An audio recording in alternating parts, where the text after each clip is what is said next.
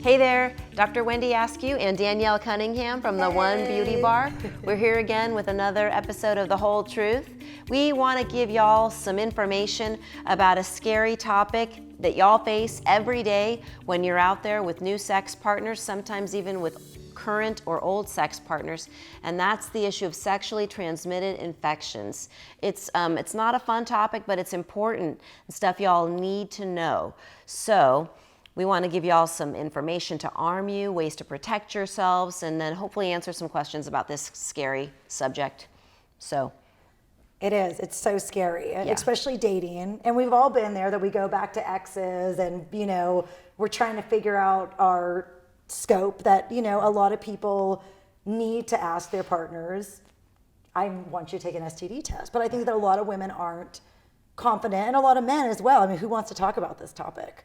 It's awkward, but let me promise you, it's much more painful and awkward to come in with blisters or pain or a discharge or an infection and have to get tested and find out that you got something. You got the clap. You got chlamydia, gonorrhea, herpes, something that maybe even can't be cured. So these are the reasons why you have to take that awkward step and let your potential partners know, you and I are about to take this next step and be intimate with each other. I care about you, I have feelings for you, and I want to move our relationship forward, but I want to know what your sexual history is. Have you been tested for sexually transmitted infections? What have you been tested for? When were you most recently tested? And then, of course, be willing to share with them. We're going to take this step. I'm going to go get tested, and I can even bring you a copy of my results before we move forward. Or even going and getting tested together. Absolutely. It's a great idea. And then Yes. that person isn't lying, because, there's a lot of times people say certain rumors and they're not true, but then people go and they get tested together. And it's so important to really start that relationship, that really good, strong foundation to know that you're clean. Yep. So you can enjoy the sex together, because, really, as much as heat and passion happens, those wild nights that all of a sudden you have to deal with it the next day is horrible, and it's scary, and too many people don't want to talk about it. I think that we should talk about it more. You absolutely should, because they're out there. These things are out there, right?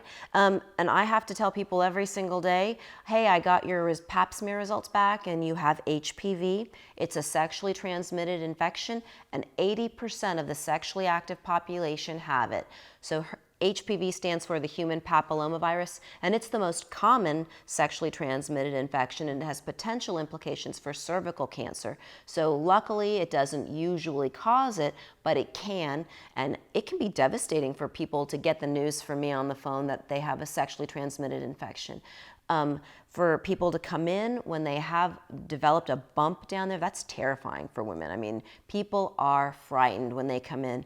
And so there's all kinds of tests that we can do, but sometimes people don't have symptoms. People can have infections and not have any signs, may not even know that they have it, and pass it to you. And so that's why it's important for you to have this kind of communication with your potential partner. Honestly, if you're going to be sexually intimate with someone, you should be able to talk to them about these things. I know it's scary, but it's important.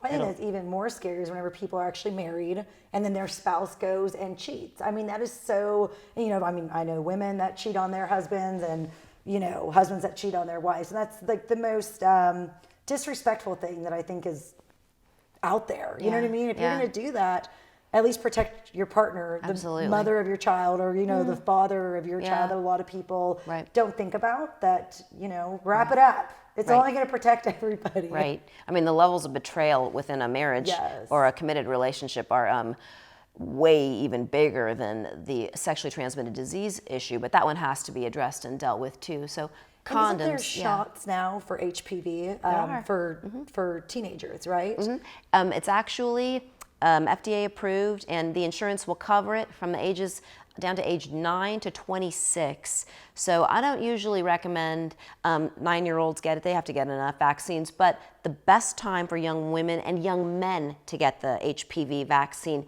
is before they start having sex. Because once they start having sex, you don't know if they've already been exposed to the virus or not. So the Gardasil series protects against many strains of the HPV virus and can help decrease your lifetime chance of getting cervical cancer, cancer of the penis, cancer of the anus, all kinds of things that you really don't want to have to deal with or to have your children deal with. So think about vaccinating your children. I know, and that's something that, we have kids. I mean, I have a 9-year-old, you have one, and it's so weird because there's so many people that I talk to that they're like, I lost my virginity at 12. And really having that awkward conversation to go to your child and tell them, hey, here's a condom. But at least it's better than you ending up being a young grandmother. 26-year-old grandma. Yeah. Right? That would be depressing. And it happens all the time, unfortunately. And, it's. Right. I mean. Yeah. As a gynecologist, I feel like I hope I have pretty open communication lines with my children, and we talk about periods and we talk about these things from a pretty early age. So I think it's important for parents to not take this blind view of whether or not their child is going to be sexually active or not, because the statistics are there, and they're not just statistics, they're based on reality. So it's not that you're condoning your child's behavior, it's that you're trying to protect them. Right? That's what we do as parents. We try to protect our kids.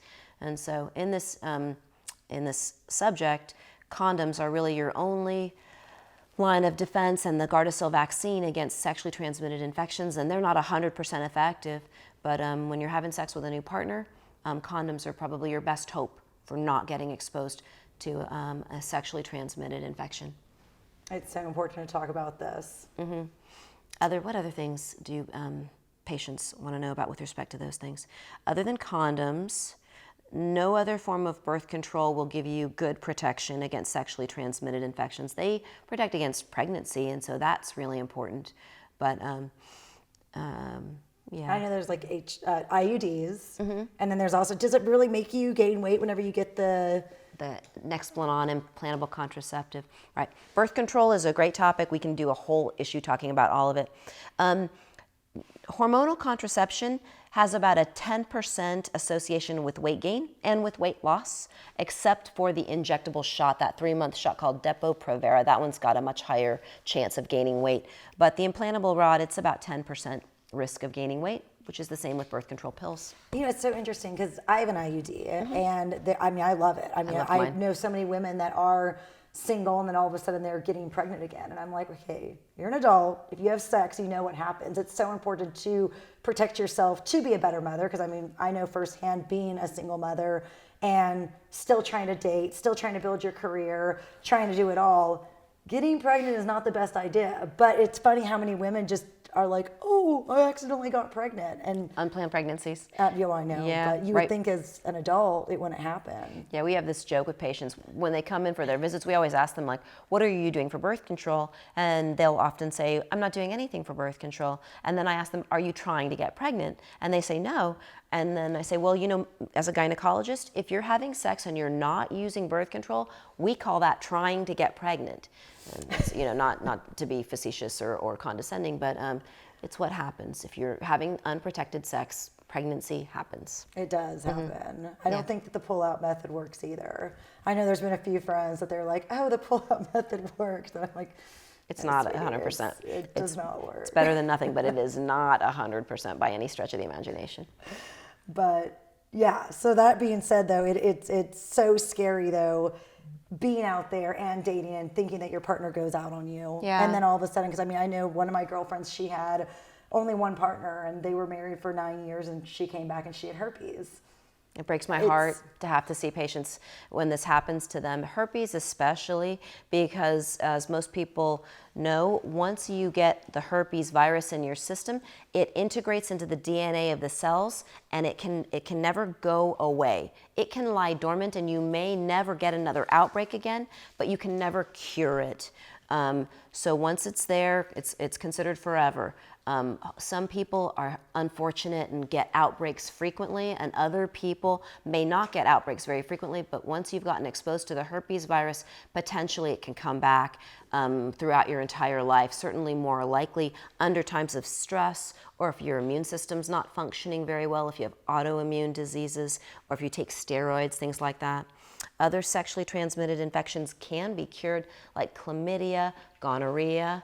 Something that's important to know is that an infection called syphilis has made a huge comeback, and San Antonio has the 3rd highest incidence of syphilis in the state of Texas.